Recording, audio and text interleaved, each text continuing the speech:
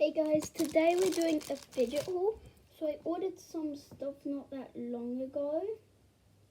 So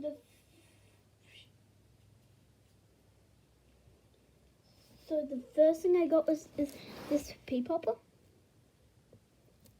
It's a little pea popper. Does it your smudgy face? It's not what I thought it'd feel like, but it's nice and good. Okay, and got it from oh, I don't know what seller. Next will probably be this wacky track.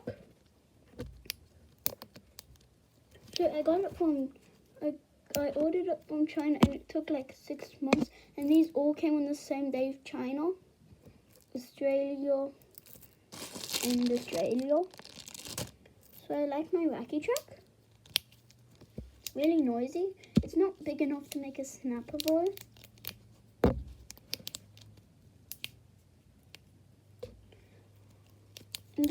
And it was surprising how they all came on the same day.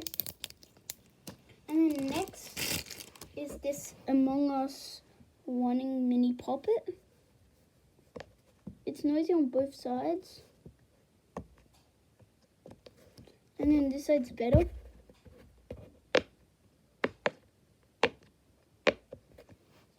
And I really like it, and I got them all with my own money.